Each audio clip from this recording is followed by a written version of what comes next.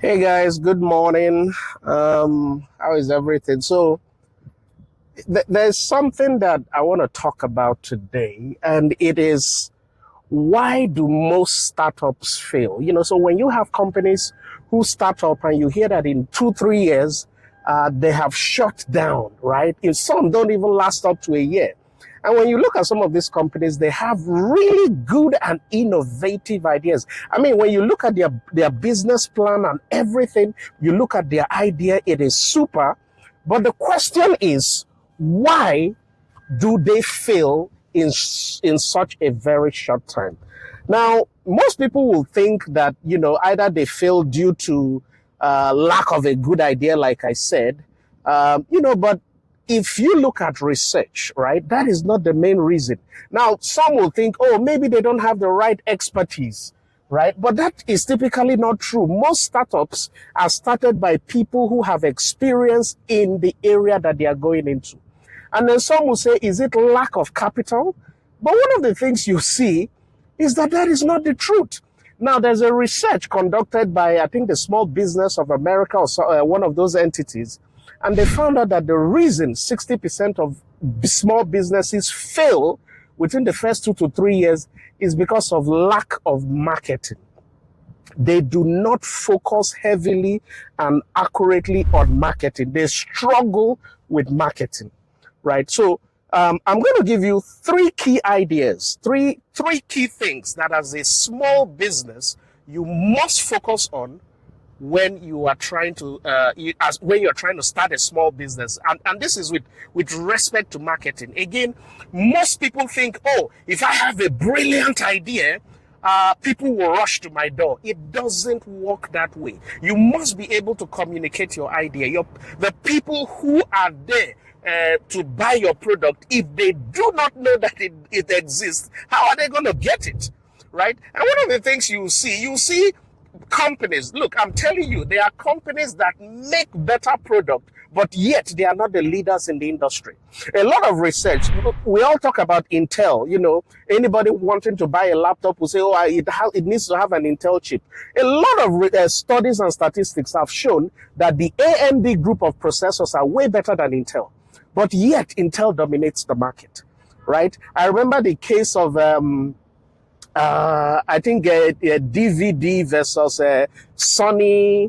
Sony came out with one of these. Well, let's not forget that. But the key thing is you need to have a focus on marketing. So here are the three key things you must consider when it comes to marketing. Number one, you must, as an SME, you must have a clear focus on who your target audience is, right? Don't joke with this. One of the mistakes a lot of people make, especially small businesses, is to think that, oh, if I have a product, I have to market it to everybody, that by spreading my tent to every single person out there, I will make more money. But it's typically not true.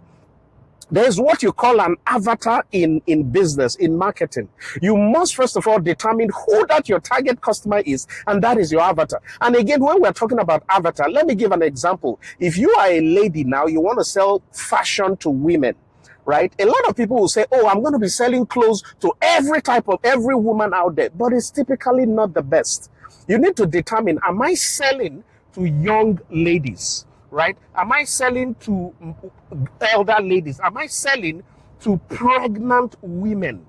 Am I selling to, ladies who already have, they are elderly, they are grown up, they have kids and those type of things. So you must be clear on who your avatar is. You must break down your avatar to that level where it becomes easy for you to market. So that when you say, I have this dress for sale, you don't just say, I have this dress for sale, but you say, I have this dress for sale, and it is for married women, and it is for pregnant women, right? So you must, and again, you must have a clear idea on who your avatar is. Now, number two is, what is your unique selling proposition? This is something that a lot of people joke around with, but it's a very valid point when you're starting a small business. So what do I mean by unique selling proposition? Most people call it USP. Some will call it your value proposition.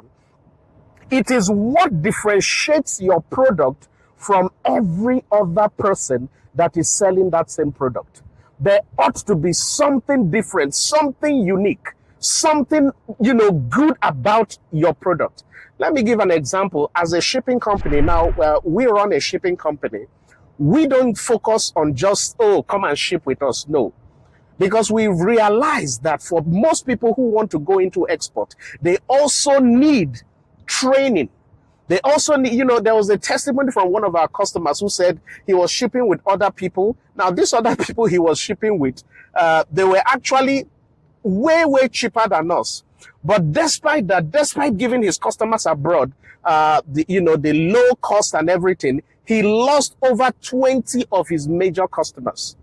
And then when he came to us and we started working with him, the first thing we did was to retrain him on how to package and rebrand and label his products.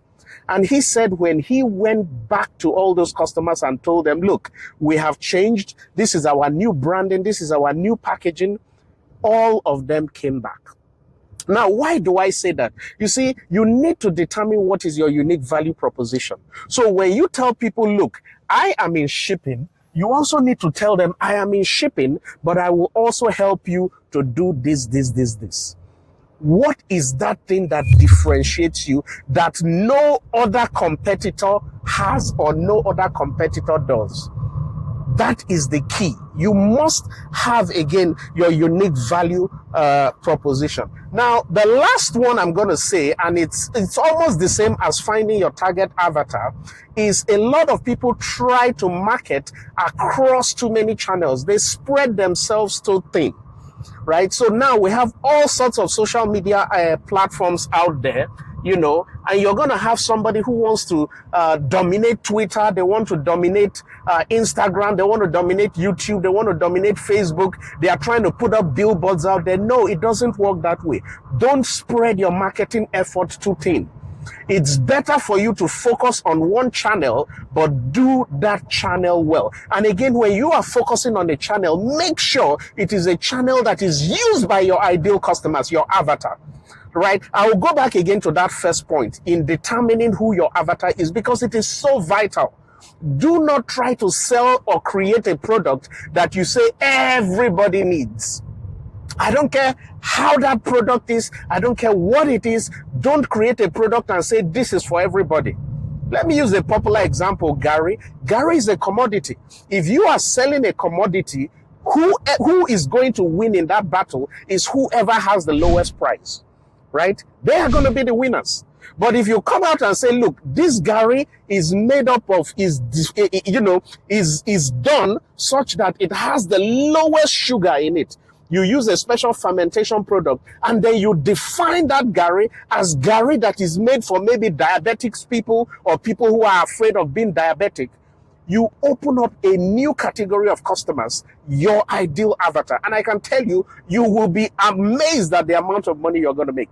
So let's get it right. Again, don't just go into marketing, into starting a small business without having real focus on marketing. I see a lot of business plans. In fact, a lot of people come to me, they show me wonderful products they want to sell. But when I say, how much do you have for marketing? Most of them is absolutely zero. And this happens a lot. We have customers who we train, they come through our program, right? We show them everything. We help them to redesign their label, their packaging, everything. And at the end of the day, they have zero budget for marketing. How do you expect people to see your products? Right? So again, let's not joke with marketing. As a small business, that should be the number one thing. If you do not have enough money for marketing, don't start any business. And I'm not kidding. That is the biggest killer of many businesses. First, budget for marketing before you talk about any other thing. Well, I think this video is long enough, and most of you will already get the message now. Stick to those 3 points.